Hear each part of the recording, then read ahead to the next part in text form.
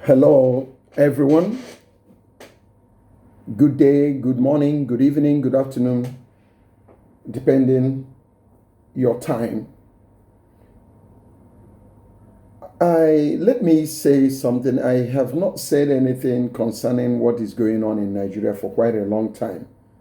Not because we are not aware of what is going on or because we are supporting evil or we don't want Nigeria to move ahead. No.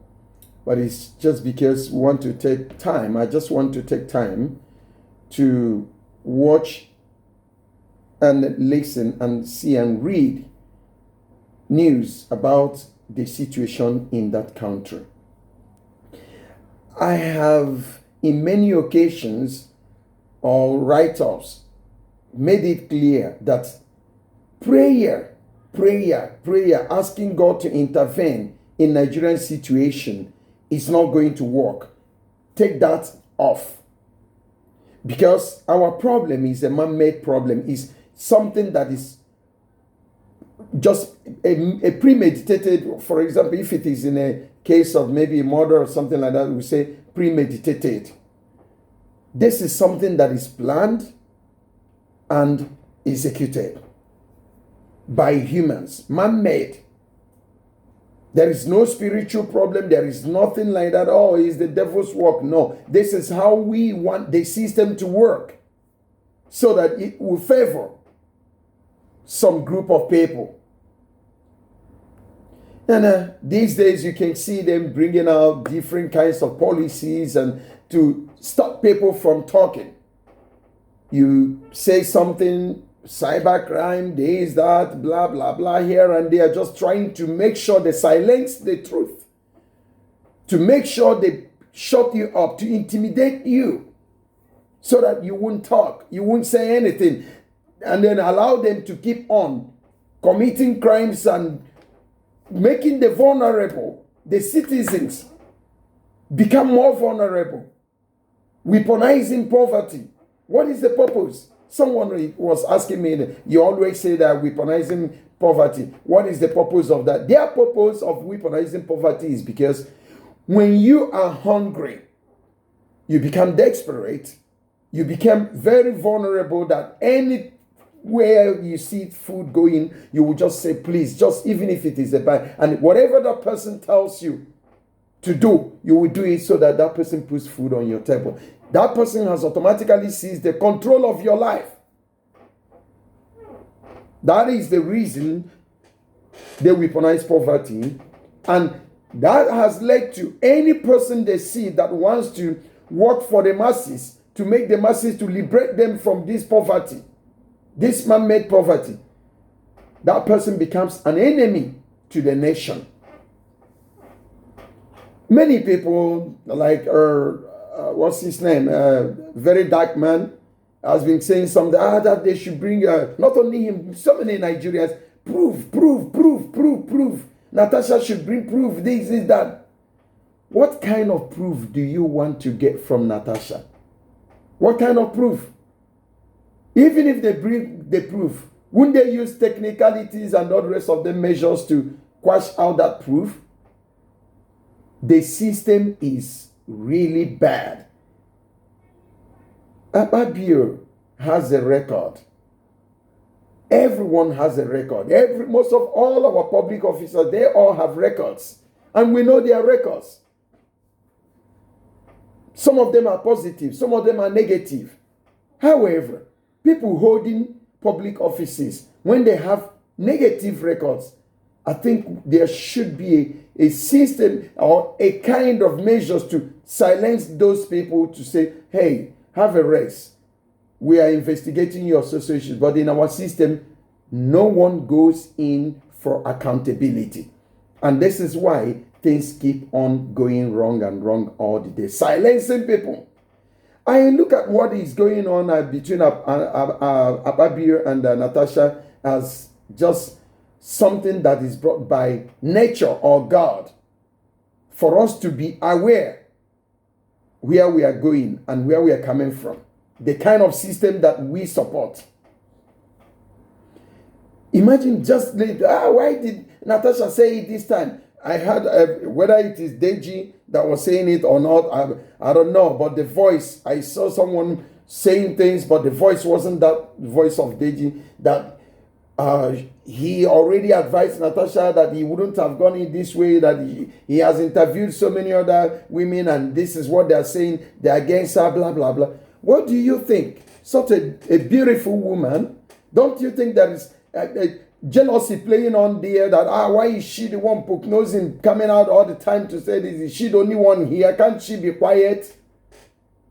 You see, this is a woman that wants to work. If you watch her interview, what she said when she wanted to go on to run as a senator under APC, the former governor Yahaya Bello came to her and offered her some money and said withdraw. She said, no, I am not coming here just because of money.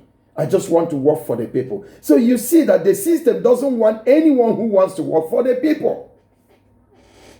They only want corrupt people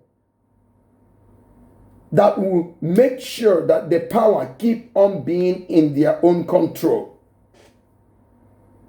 Our president, whether we are the one who vote you in there or we are not, you are a Nigerian president. But I would have been thinking that at your age, knowing that you are going close to retirement, if not because you have this post now, you would have already been retired.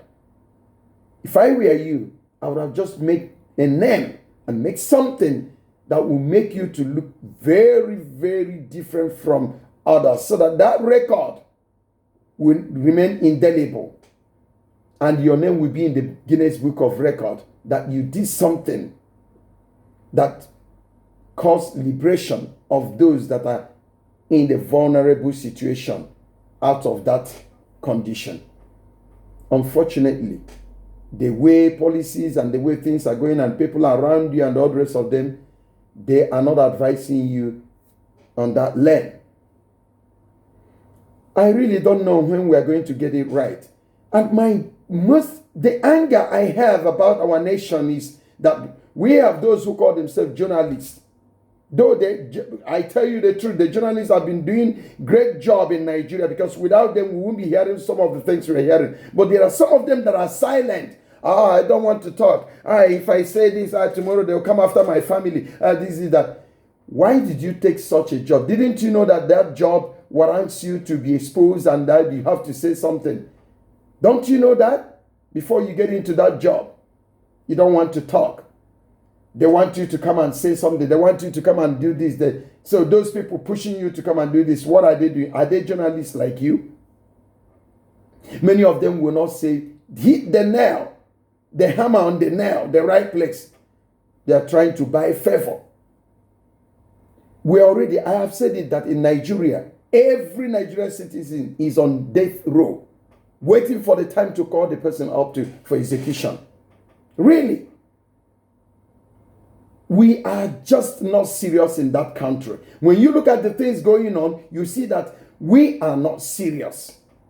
If you watch previous videos, comments, and during Ababio's probing era and all the rest of them, what happened and everything, you ask yourself, how come such a person is the person heading the Senate now? In fact, from my understanding, I think we don't need the senators any longer, because they are not doing the job that they are being selected. Let me put it that way, because I don't think that we are the one who elected these people. They are not doing the job they are being selected for. We are really in a very big trouble in that country, unless we come together en masse to support this woman called Natasha. Whether she is right or not, or whether she's giving a false allegation or not, that's not my concern. My concern is that this woman is on the lane that shows that she is for the masses. And we should come around her, rally around her, find out what is really going on and why they want to silence her. And give her a voice and support her. In fact, like one lady said, If this woman comes out today as a president, I will vote for her. Whether she's going to win or not, I will cast my vote for her. Anyway, it is a shame that there are so many women who just kept quiet and even castigated this woman and saying, yeah, she always wants to show you she's the only beautiful woman, blah, blah, blah, blah, blah. That before she had this issue with the Remo Mokiri, blah, blah, blah, this is that. Does that make any sense? That she has how many marriages and children, blah, blah, blah. What has that to do with the thing we are talking about? Who among us here will say she or he is 100% okay? We all have faults. I don't know why we always want to support and go in favor of these bad politicians that are ruining our nation. Our passport has no value outside just because of the people at the helm of office in Nigeria. We don't have names. You come out, no country wants you as a Nigerian because they know that we are corrupt, that the system is corrupt. Even if the citizens are not corrupt, but they look at this at the head, they say, oh, show me your friends, I tell you whom you are. That is what people don't understand. Anyway, there is this, I always say, that if you say you don't support evil, then say something against it. There are two kinds of evil people. Those who commit evil, and those who see evil being committed without reprimanding or without saying, stop it, it's not good. The Senate or the senators we have now, almost all of them there are all corrupt. Almost. Why? Because they are not doing what the citizens selected them for. Or what, anyway, let me just put it, some of them were being voted in there. They are not carrying out the objective of putting them there to represent us. And that is why I say, almost all of them are corrupt. Because they are not doing what we ask them to do. They are not doing the things that will favor the masses.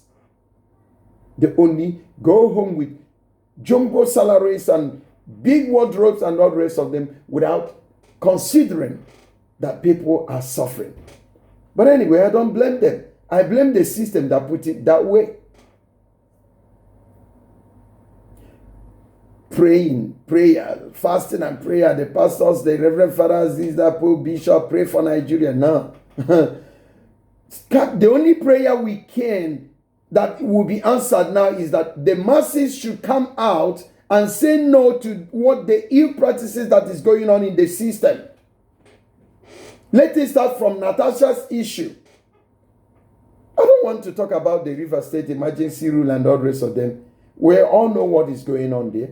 When you look at past records, what Wike has said in the past, everything he contradicts himself. A hypocrite. That's what Wike is. When you watch all his videos.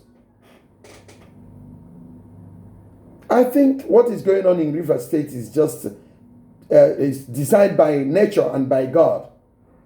Otherwise, I don't see the reason why Fubara will deviate from the agreement he had with his godfather, knowing that that man is a hard man.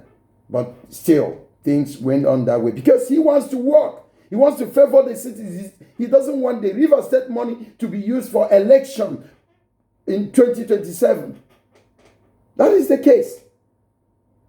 And they brought in a military administrator. They said it's for peace. He's the man.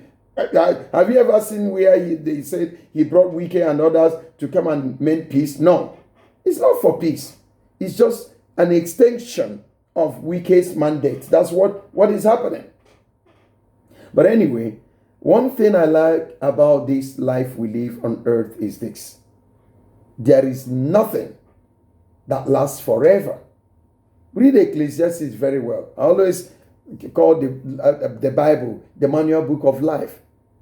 Everything that we're doing or we're going to do or that had taken place are all there. Read it, you will see it. You don't need to believe in God for you to read Bible. Read it, you will get wisdom and understand how human behavior is and how humans behave. You don't need to study psychology for you to understand human behavior, in as much as you have the Bible. Or you read news or listen to people, what they say. Anyway, let's keep moving. Let's keep going. But remember that if you don't say, if you don't add, if you don't contribute positively to the nation you are a citizen of, when it's going to crash, you are going to be affected as well. This is what I want to tell those who keep mute and keep quiet and say, if I say what I want, has it any meaning? Is it going to change anything? It is going to change something. Say it. It's better you say it than you didn't say. My mom always say that the talk, the words can never be in the stomach or inside and become bad. It is when you say it out, voice it out first, then we'll know whether it's going to be useful or not. Thank you.